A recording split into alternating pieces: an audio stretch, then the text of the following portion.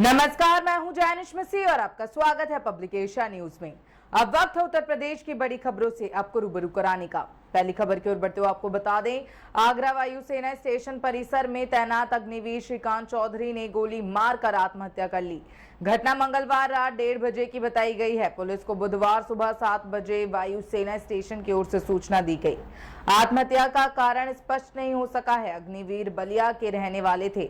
बलिया के थाना रेवती के गांव नारायणपुर के रहने वाले 22 वर्षीय श्रीकांत चौधरी 1.5 साल पहले ही अग्निवीर के रूप में भर्ती हुए थे। मौजूदा वक्त में आगरा वायुसेना परिसर में तैनात थे। मंगलवार रात करीब 1:30 बजे श्रीकांत ने परिसर में ड्यूटी के दौरान अपनी राइफल से खुद को गोली मार ली। घटनास्थल पर ही उनकी मृत्यु हो गई। इंस्पेक्टर के अनुसार आत्महत्या का कारण स्पष्ट नहीं हो सका है। स्वजन शव को अंतिम संस्कार के लिए बुधवार शाम को बलिया लेकर चले गए थे। स्वजन अगर बाद में आत्महत्या से संबंधित कोई जानकारी देते हैं तो जांच की जाएगी। वहीं अगली खबर की ओर बढ़ते हुए आपको बता दें, गौतम बुद्ध नगर में नोएडा के सेक्टर 87 में साल 2021 में निर्मित आश्रम पर एक्शन हो सकता है। इस आश्रम में शनिवार और रविवार को कीर्तन होता था। जो यहाँ आते थे उनको प्रसाद के तौर पर शरबत दिया जाता था। सूत्रों के मिली जानकारी के अनुसार ये आश्रम अवैध तरीके से बना हुआ है। ऐसे में माना जा रहा है कि आने वाले वक्त में इस आश्रम पर सख्त एक्शन हो सकता है। स्थानीय लोगों ने बताया कि आश्रम बनने के बाद बाबा यहाँ सिर्फ एक बार आया है। एक केयर टेकर यहाँ रहता है, लेकिन कई दिनों से वो भी नहीं आ रहा है।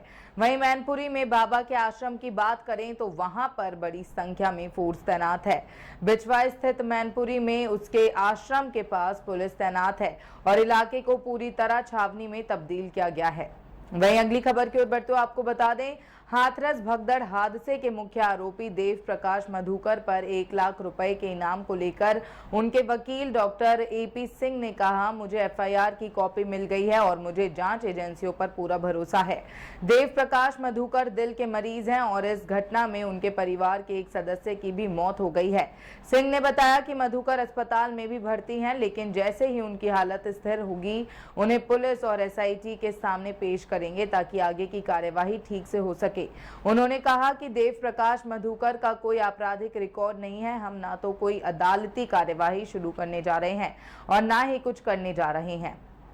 वहीं अगली खबर की ओर बढ़ते हुए आपको बता दें, फिरोजाबाद में जमीन के स्वामित्व के विवाद में सिरसागंज तहसील के अधिकारियों ने घूसखोरी का एक खेल खेला कि पूरे प्रशासनिक अमले में खलबली मच गई। दूसरे पक्ष से जमीन के बदले जमीन का सौदा करके करोड़ों की जमीन अपने रिश्तेदार और परिचितों के नाम करा ली। शिकायत हुई तो DM ने SDM और प्रभारी तहसीलदार को हटा दिया। मामले की जांच के लिए CDO की अध्यक्षता में कमेटी बना दी है। मामला सिरसागंज तहसील के रुधैनी गांव का है। यहां रहने वाले एक किसान ने पहली पत्नी की मृत्यु के बाद अपनी साली से विवाह कर लिया, लेकिन दोनों में से किसी के संतान नहीं हुई। दूसरी पत्नी की मृत्यु 1985 में हो गई। साल 2019 में किसान की भी मृत्यु हो गई। इसके बाद उसके हिस्से की जमीन उसके बड़े भाई के बेटों के नाम आ गई। यहीं से विवाद की स्थिति बनी। विरासत का मामला तहसीलदार कोर्ट में भी पहुंच गया।